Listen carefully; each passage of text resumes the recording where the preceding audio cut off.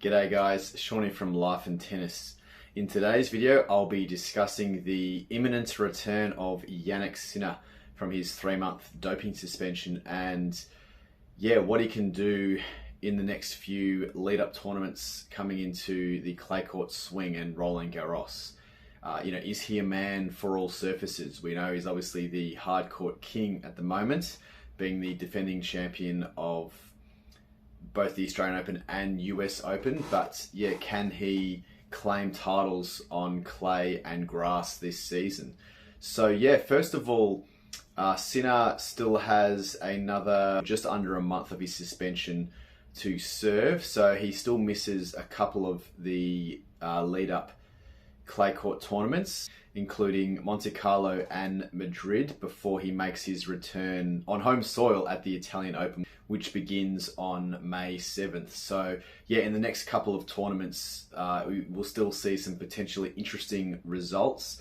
I mean, generally, there are certain players that come into the clay court swing, or they tend to peak at the clay court during the clay court season, particularly someone like Stefanos Tsitsipas, and even obviously Carlos Alcaraz is a bit of a clay court beast. Well, really, he's an all-court beast. He's proven it. He's won, Grand Slams on all the surfaces, basically. So, Alcaraz potentially could have a strong run. You never know. He has been in relatively patchy form for his very, very lofty standards, but that doesn't stop him, or hasn't stopped him in the past, for claiming big titles on clay and grass, as was the case last year, where he won both the French Open and Wimbledon. But getting back to Sinner, the Italian's absence has certainly opened the door for the rest of the competition, particularly with Jack Draper and Jakub Mensic's run to both titles at Indian Wells and Miami. You could say both were relative upsets to take out both tournaments. So I guess Sinner being out of the game for the past 2 and a bit months has seemingly opened the door for these other guys to come up and win these big titles or have big runs. So it's actually been very interesting for the tour not having Sinner there competing. But when he comes back, that'll make it very, very interesting. In the meantime, apart from the Italian Open in Rome, Sinner has also added the Hamburg Open in the week after that, leading up to Roland Garros. So he will basically have 2 clay court lead-in tournaments into Roland Garros to practice and basically iron out any cobwebs that he might have. Now, one of the main questions I think a lot of people are asking is, having a 3-month absence, how much is that going to impact Sinner's game, both mentally and just physically, not playing really any competitive tennis. He's probably been practicing, but it's a lot different, practicing with, hitting partners as opposed to having proper practice hits with professionals on tour, as well as actually proper tournament play, match play. So one of the reasons I guess I believe that Sinner will actually have quite a seamless, kind of entry back onto the tour is mainly because 3 months, first of all, is just not a long enough time frame for a player to be out, that it's really going to majorly impact, your performance. So I just don't think that such a short time frame is going to be that detrimental for Sinner when he comes back. The other thing is, as I mentioned, even though Jannik Sinner's absence has opened the door for these other players to come in, as I mentioned, it also hasn't really affected his world ranking at the moment. He still holds the #1 world ranking, and other players who are closing in, or could have been closing in, like obviously Alexander Zverev, Alcaraz, Novak, all those types of players, haven't really made the most of the opportunities, particularly Zverev. He's definitely underperformed.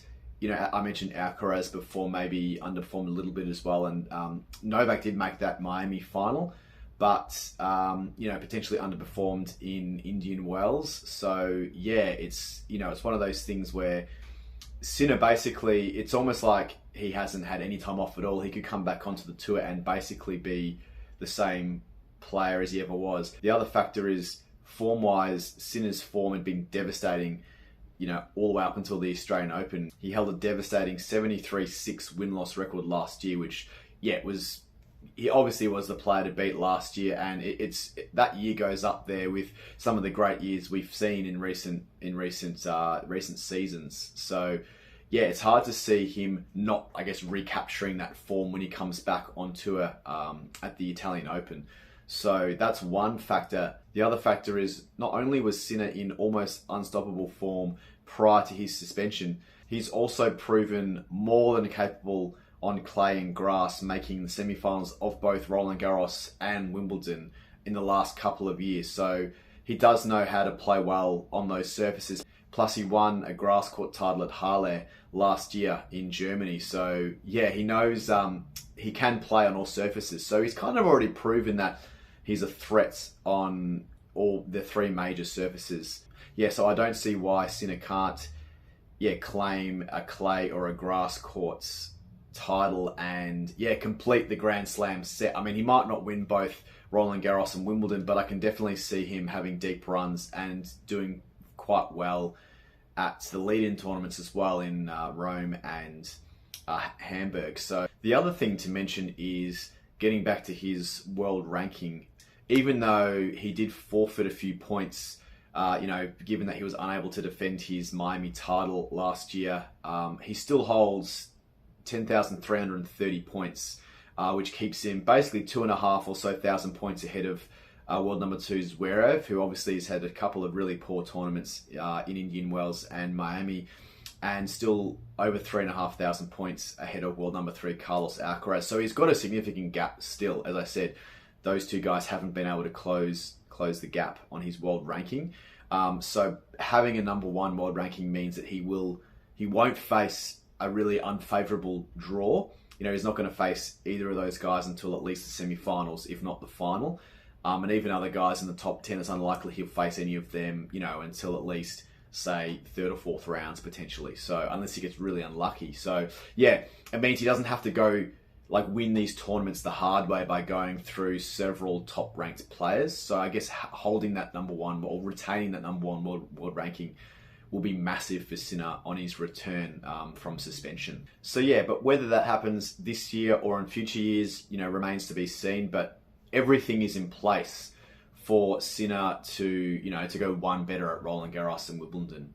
So yeah, be very interested to see what happens when he comes back.